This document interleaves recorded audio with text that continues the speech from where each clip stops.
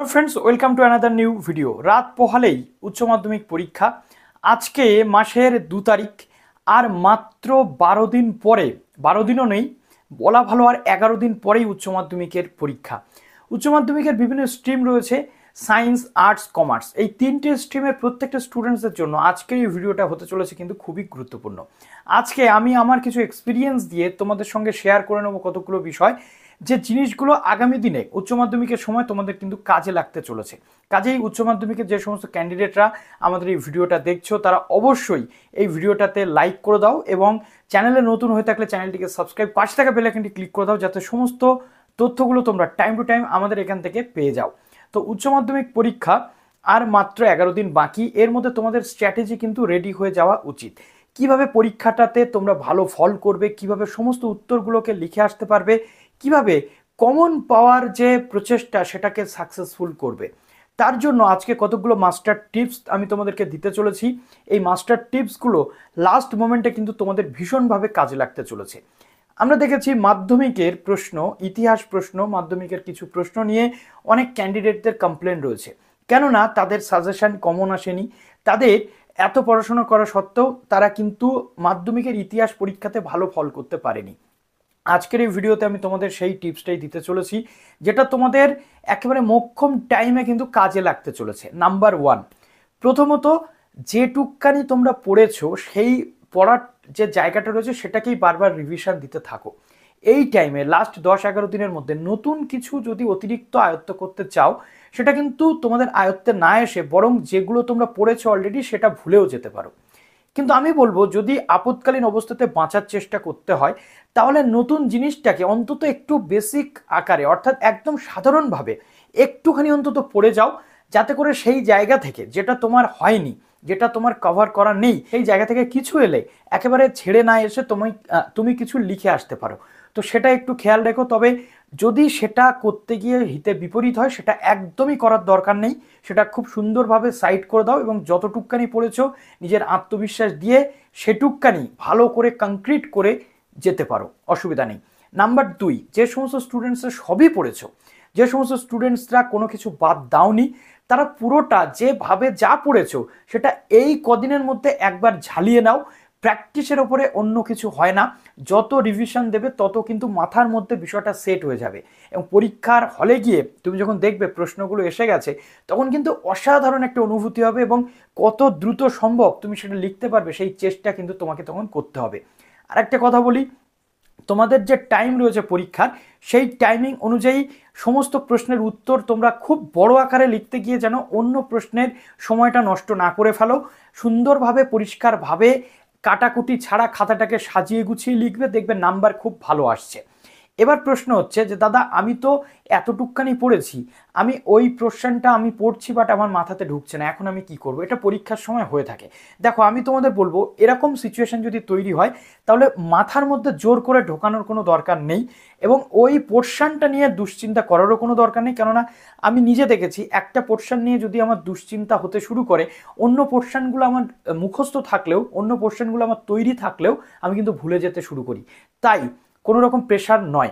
আর চেষ্টা করো একটু প্র্যাকটিস করা, লেখাটা প্র্যাকটিস করা, যাতে একটা কোশ্চেন তুমি কত মিনিটের মধ্যে শেষ করতে পারছো সেই জায়গাটা তোমার ক্লিয়ার হয়ে যায়। তবে এই কদিন খুব সুন্দরভাবে পড়াশোনা তোমাদের করতে হবে, আর প্রত্যেকটা সাবজেক্ট তোমাদের সমান গুরুত্ব দিয়ে পড়তে হবে।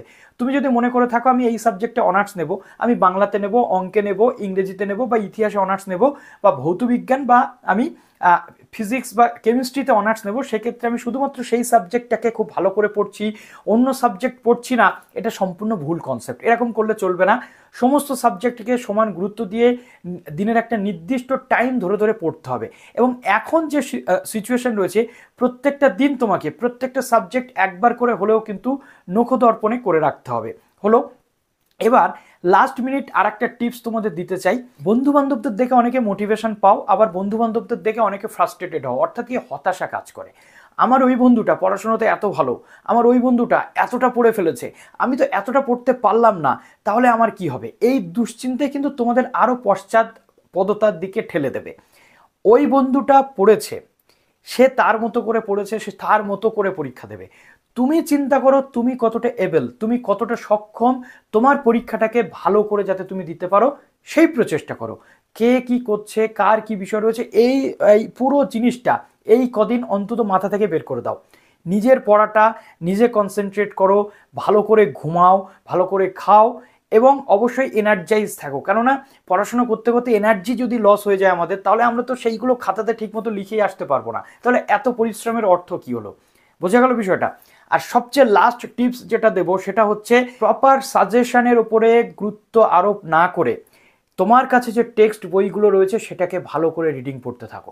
আজকে মাধ্যমিকের ইতিহাসে তারাই সাকসেসফুল হয়েছে যারা ওই টেক্সট বইটাকে খুঁটিয়ে খুঁটিয়ে পড়ে গেছে। তোমাদের পরীক্ষার বা তোমাদের এই যে সিলেবাসের স্ট্রাকচার বা চরিত্র রয়েছে, সেই চরিত্রের ওপর ভিত্তি করে যদি আমরা অ্যানালিসিস করি, তাহলে কিন্তু সাজেশন পড়ে কমন পাওয়ার যে জায়গাটা, সেটা অনেক ক্ষেত্রে যদি একটু স্ট্যান্ডার্ড কোশ্চেন হয় অনেকটা কম হয়ে যায়, সম্ভাবনাটা কম হয়ে যায়। আর সম্ভাবনা যখনই কম হয় আমাদের কিন্তু তখন এক্সাম হলে বসে পেন কামড়াতে হয়।